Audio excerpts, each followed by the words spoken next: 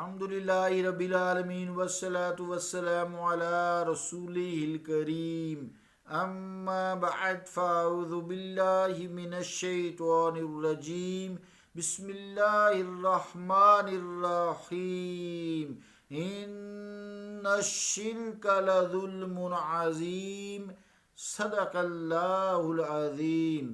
واجب الاحترام سامعین، السلام علیکم ورحمۃ اللہ وبرکاتہ۔ آیت کریمہ جو تلاوت کرنے کی سعادت اللہ کریم نے بخشی ہے، اس کا ترجمہ یوں ہے: بے شک شرک ظلم عظیم ہے، اللہ کا قول سچا ہے جو بڑی ہی عظمت والا ہے۔ عزیزان گرامی قدر، چونکہ شرک کے بارے میں گفتگو چل رہی ہے تو کچھ لوگ عقیدت سے، احترام سے، محبت سے چادریں چڑھاتے ہیں مزارات پر، تو کچھ لوگ اسے بدعت اور شرک کہتے ہیں۔ تو یعنی چادریں چڑھانا بدعت ہے۔ تو نصیر الدین شاہ صاحب رحمۃ اللہ علیہ کے والے سے بات چل رہی ہے، تو آپ کو بھی کسی شخص نے یہی بات کی کہ مزارات پر چادریں چڑھانا بدعت ہے، کیونکہ آپ کا تعلق ایک خانقاہی نظام سے ہے۔ 7 زبانوں کے شاعر بھی ہیں، ماشاءاللہ بہت علم ہے، ساری دنیا جانتی ہے، رحمۃ اللہ علیہ۔ تو نصیر الدین شاہ صاحب نے فرمایا کہ ہو سکتا ہے آپ کا ارشاد صحیح ہو، مگر آپ یہ تو فرمائیے کہ چادر کا تصور انسان سے ہے یا خدا سے ہے؟ کہنے لگے چادر کا تصور تو انسان سے ہے، اللہ تعالیٰ تو چادر نہیں اوڑھتا، وہ تو ایسے احکامات سے یا ایسے کاموں سے پاک ہے۔ تو نصیر الدین شاہ صاحب نے فرمایا پھر غلاف کعبہ کے بارے میں آپ کا کیا خیال ہے؟ کیا کسی عمارت پر کپڑا چڑھانا اس کی ضروریات میں شامل ہے؟ کیا اسے کوئی سردی لگتی ہے یا اسے کوئی اور ہے ضرورت ہے چادر چڑھانے کی خانہ کعبہ کو؟ کہنے لگے نہیں، ایسی تو کوئی بات نہیں ہے۔ تو نصیر الدین شاہ صاحب نے کہا کہ غلاف اگر عمارت کعبہ پر چڑھایا جاتا ہے تو صرف اس کے اظہار تقدس کے لیے چڑھایا جاتا ہے، ورنہ کعبہ اور حقیقت کعبہ یعنی اللہ تعالیٰ تو غلاف یا چادر کے تکلف سے پاک و منزہ ہیں۔ وہ اللہ کا گھر ہے، اسے تو غلاف کی ضرورت نہیں ہے، اور اللہ کو بھی ضرورت نہیں ہے، اللہ تعالیٰ ان چیزوں سے پاک ہے، کعبہ ان چیزوں سے پاک ہے۔ اگر غلاف چڑھانا یہاں محض اظہار تقدس کی علامت سمجھا جاتا ہے تو قبر پر چادر چڑھانے کو پھر ہم کیسے بعید از عقل قرار دیا جا سکتا ہے؟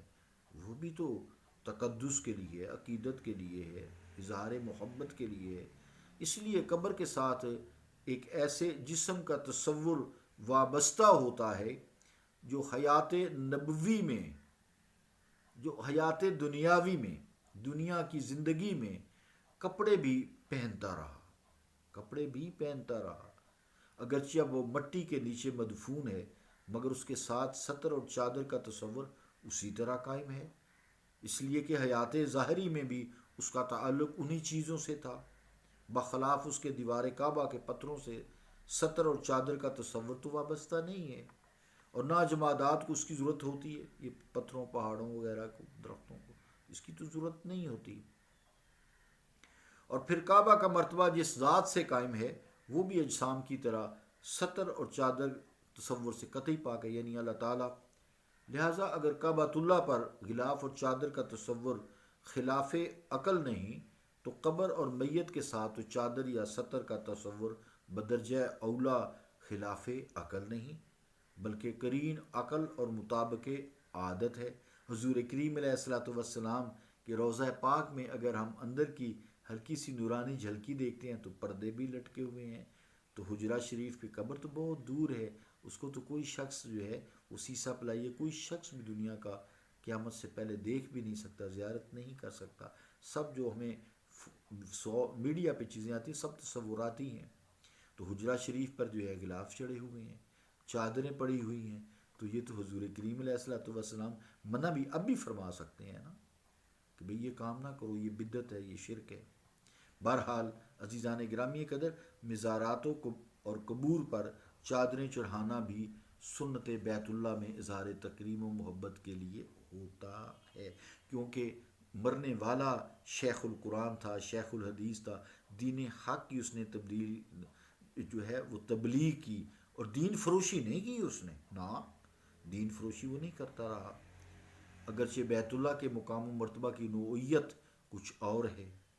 تو وہ صاحب نصیر الدین شاہ صاحب کو کہنے لگے، خیر یہ بات تو سمجھ میں آتی ہے حضور، مگر مزارات پر چادریں یا غلاف چڑھانے کا حکم قرآن مجید میں کہاں ہے؟